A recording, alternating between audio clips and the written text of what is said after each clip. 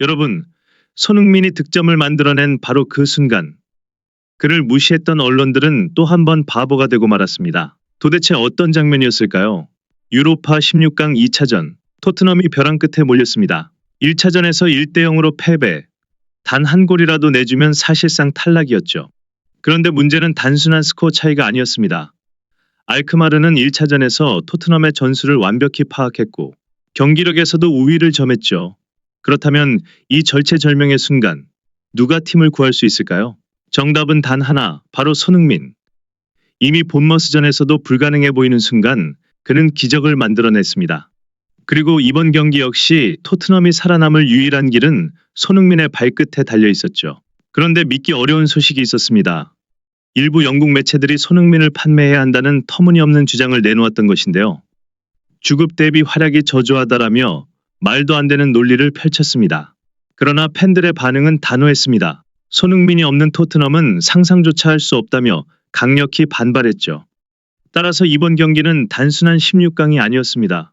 토트넘의 트로피 도전, 그리고 손흥민의 가치를 증명할 무대, 그를 의심한 자들을 완전히 바보로 만들 순간이 온 겁니다. 손흥민은 과연 또 한 번 팀의 운명을 바꿀 수 있을까요? 그런데 경기 시작부터 이상한 분위기가 감돌았습니다. 알크마르는 깊숙이 내려앉아 철저히 수비 태세를 갖췄죠. 이미 1차전에서 앞서고 있었기에 지키기만 해도 이기는 상황이었습니다. 문제는 토트넘이 이 촘촘한 수비를 뚫을 방법이 없었다는 것. 오도베르는 단숨에 둘러싸여 공을 빼앗겼고 메디슨 역시 좁은 공간에서 속수무책이었죠. 패스 길이 막혀 공격의 갈피를 전혀 잡지 못하는 상황.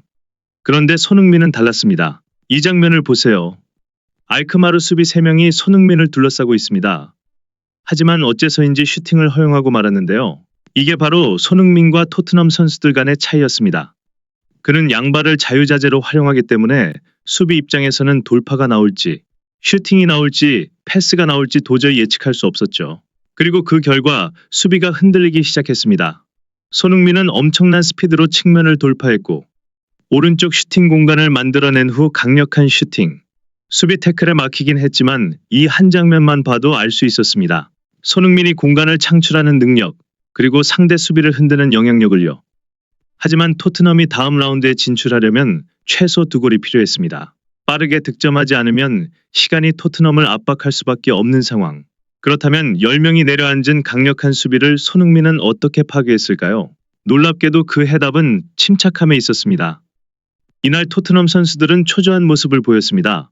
특히 페드로 포로의 어이없는 패스미스. 이 중요한 경기에 어울리지 않은 실망스러운 장면이 나왔고 관중석에서는 탄식이 터졌습니다.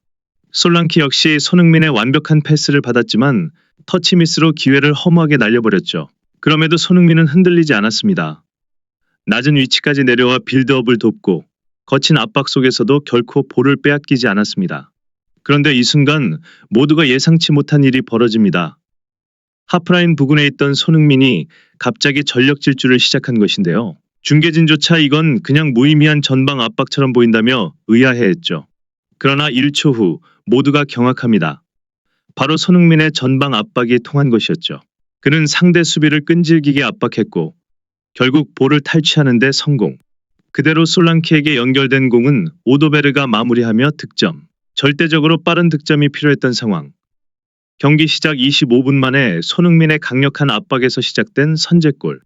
그런데 중계진은 이 골이 단순한 한 골 이상의 가치가 있다고 말했습니다. 이 순간이 토트넘 선수들의 초조함을 깨뜨리고 경기 흐름을 완전히 바꿔놓았다고 강조했죠. 토트넘은 최소 2골이 필요한 상황이었고 빠른 시간 내에 득점이 절실했는데 바로 그 실마리를 손흥민이 찾아낸 것입니다.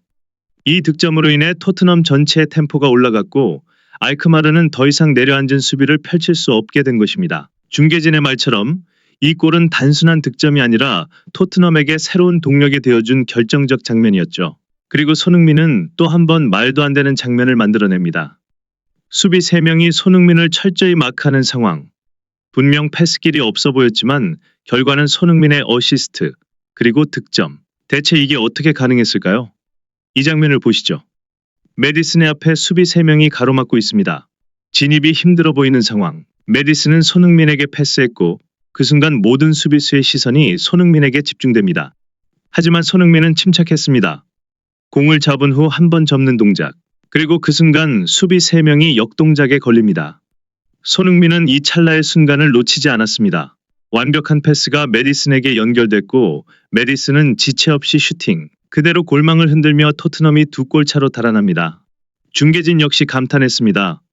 메디슨의 마무리도 훌륭했지만 결국 이 모든 걸 만든 건 손흥민이었다는 것이죠. 왜 그럴 수밖에 없었을까요? 이날 알크마르 수비진은 손흥민을 막지 못했습니다. 손흥민의 드리블과 패스, 움직임 하나하나까지 모든 것이 위협적이었죠. 결국 손흥민을 막기 위해 수비를 과도하게 집중한 결과 메디슨이 완벽한 슈팅 기회를 얻을 수 있었던 것이죠. 2대0 토트넘이 완벽하게 앞서가는 듯 했습니다. 하지만 실상은 한 점 차인 상황. 그런데 경기 흐름을 완전히 뒤집을 중대한 변수가 발생합니다. 60분경 토트넘의 수비 핵심 반도벤이 갑작스럽게 교체된 것인데요. 문제는 감독의 이 선택이 치명적인 실책으로 이어집니다. 이 순간부터 토트넘의 뒷공간이 무너지기 시작하며 결국 실점. 토트넘의 리드는 순식간에 사라지고 경기는 원점으로 돌아갔고 믿었던 로메로마저 패스 미스를 범하며 팀은 급격히 흔들리기 시작하는데요.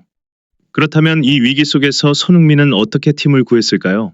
전반전 손흥민은 중앙으로 파고들며 슈팅을 많이 시도했습니다.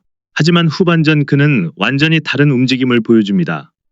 손흥민이 공을 잡으면 수비 2명 이상이 달라붙는 건 필수.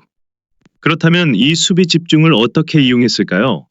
손흥민은 공간을 본능적으로 읽었습니다. 뒤쪽에서 스펜스가 쇄도하는 순간 완벽한 타이밍에 손흥민이 패스를 밀어줍니다. 손흥민을 막느라 비어있던 뒷공간. 스펜스가 그대로 침투의 크로스. 솔랑키를 이어서 오도베르 슈팅 그대로 득점. 경기 결과는 3대1 토트넘이 승리했습니다.